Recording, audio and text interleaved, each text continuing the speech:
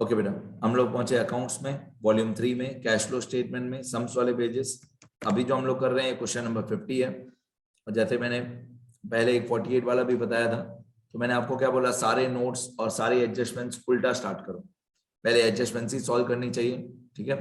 Following is the balance sheet of Sonal limited. Dates दी हुई है 31/3/21 और 31/3/22।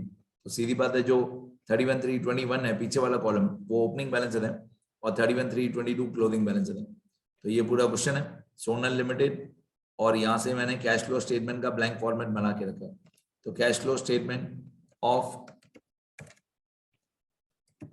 Sonal limited for the year ending on 31/3/22, 31/3/22, ठीक है। 31/3/21 पे ओपनिंग बैलेंस है और 31/3/22 पे क्लोजिंग बैलेंस है। ये आंसर 50 है हमारा। चलो अभी एक बार बैलेंस शीट पढ़ते हैं ऊपर से। Share capital, reserves and surplus, trade payable, short term Providence. फिर एसेट साइड पे plant property equipments and intangible assets.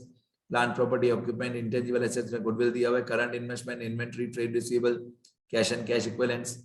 फिर नोट्स दिया हुआ है, equity share capital 10%, preferential capital, security premium, general reserve, surplus that is balance in P&L account, provision for tax.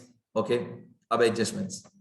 Proposed dividend for the year ending on 31/3/22 and 21 was 60,000 and 50,000 respectively.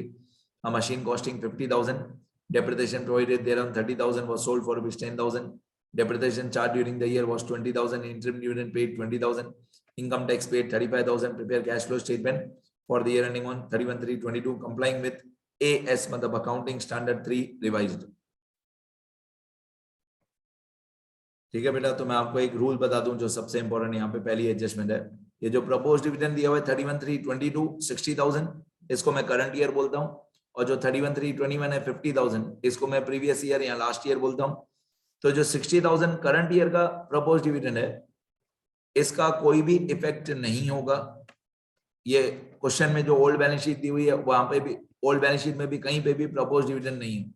ये पूरी आप balance sheet पढ़ोगे ना, question वाली balance sheet, कहीं पे भी propose dividend नहीं है। तो लास्ट ईयर का जो करंट ईयर का 60,000 है उसका कोई इफेक्ट नहीं, और जो लास्ट ईयर का 50,000 है प्रपोज डिविडेंड, उसके 2 इफेक्ट होंगे। तो हम लोग क्या करते हैं, हमारा कैश फ्लो स्टेटमेंट है। अब ये हमारे समझो वर्किंग नोट्स हैं, ठीक है। और यहाँ पे मैं रूल्स लिखना शुरू करूंगा हर क्वेश्चन के जैसे। ये रूल्स आपको लिखने के थियरी वाले पेजेस में, बाद में लिखना, पहले समझते जाओ।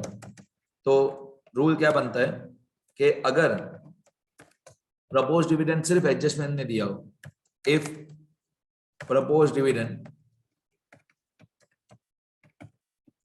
is given only in adjustments and not in old balance sheet, old balance sheet में दिया हुआ नहीं है, सिर्फ एडजस्टमेंट में दिया हुआ है, then two effects of last year's मतलब previous year, two effects of last year that is previous year's proposed dividend will be done, that is two effects of previous year's dividend will be done, that is एक हो जाएगा हमारे दर्ट format में add, दर्ट format में add मतलब आप बोल सकते हो सेक्शन ए का पार्ट 1, सेक्शन ए का पार्ट 1 दर्ट फॉर्मेट में ऐड। और दूसरा इफेक्ट हो जाएगा इसका सेक्शन सी मतलब फाइनेंसिंग एक्टिविटीज में आउटफ्लो, सेक्शन सी में मतलब फाइनेंसिंग एक्टिविटीज में आउटफ्लो मतलब पैसा जाएगा, कैश आउटफ्लो।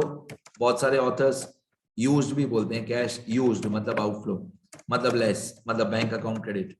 तो थर्ड फॉर्मेट में हो गया ऐड और सेक्शन सी में हो गया लेस। ये 2 इफेक्ट होंगे लास्ट ईयर वाले के, जो प्रीवियस ईयर का प्रपोज डिविडेंड है उसका, और जो करंट ईयर का प्रपोज डिविडेंड है, जो करंट ईयर का प्रपोज डिविडेंड है उसका कोई भी इफेक्ट नहीं करना है, ठीक है। तो मैं ये रूल्स बना के दूंगा, थियरी वाले पेजेस में लिखोगे तो एग्जाम के दिन ये सब काम आएगा, ठीक है। अब जो लास्ट ईयर का था उसके 2 effect, then 2 effects of last year's propose dividend will be done as follows, and no effect of current year's, no effect of current year's proposed dividend will be done, मतलब current year का जो propose division है उसका कोई भी effect नहीं। अब हम लोग इसको लिखना शुरू करते हैं, देखते हैं क्वेश्चन को। तो ये जो 60,000 था करंट ईयर वाला, उसका कोई भी इफेक्ट नहीं। लास्ट ईयर वाला 50,000 था प्रपोज डिविजन, एक आएगा डर्ट फॉर्मेट में, यहाँ पे लास्ट ईयर वाला आएगा propose division last year. Last year भी आप बोल सकते हो, प्रीवियस ईयर भी बोल सकते हो।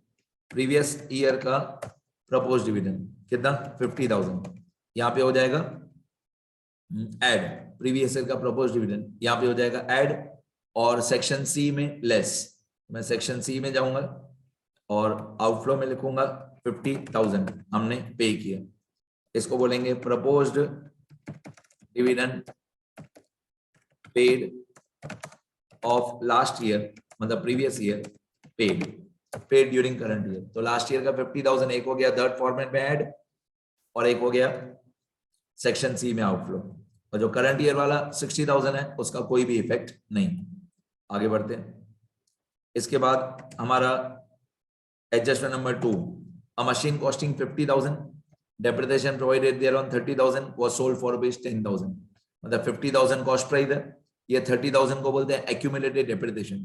तो 50 में से 30,000 माइनस करेंगे डेप्रिसिएशन, तो बुक वैल्यू आएगा 20,000, और 20,000 बुक वैल्यू वाला हमने सेल किया 10,000 में। अब 20,000 बुक वैल्यू है, सेल किया 10,000 में, तो ऑब्वियसली बाकी 10,000 लॉस होगा।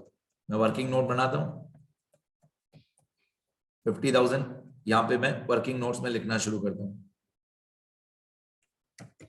यहाँ पे वर्किंग नोट्स में मैं लिखना शुरू करता हूँ कि 50,000 हमारे मशीन की कॉस्ट प्राइस थी, कॉस्ट प्राइस ऑफ मशीन। इसका एक्यूमुलेटेड डेप्रिसिएशन था 30,000, ये 30,000 हो जाएगा माइनस। ठीक है, ये वीडियो लेक्चर आधे मिनट में एंड हो जाएगा। नेक्स्ट वीडियो लेक्चर ज्वाइन करना सब लोग। अब 50,000 में थे 30,000 था हमारा accumulated depreciation. Next video lecture join करना बेटा। बाकी बचा 20,000, इसको बोलते हैं बुक वैल्यू। अब इस मशीन को हमने बेचा है 10,000, तो हमारा सेलिंग प्राइस है 10,000, तो बाकी जो 10,000 डिफरेंस है वो हमारा लॉस होगा। यहाँ पे जो डिफरेंस है, ये डिफरेंस हमारा अगर माइनस करना पड़े तो लॉस, प्लस करना पड़े तो प्रॉफिट। तो ये 10,000 हमको यहाँ पे माइनस करना पड़ेगा, तो ये हमारा लॉस हुआ, 10,000 लॉस। ठीक है, अभी वीडियो एंड हो जाएगा, बाकी नेक्स्ट वीडियो में कंटिन्यू करते हैं।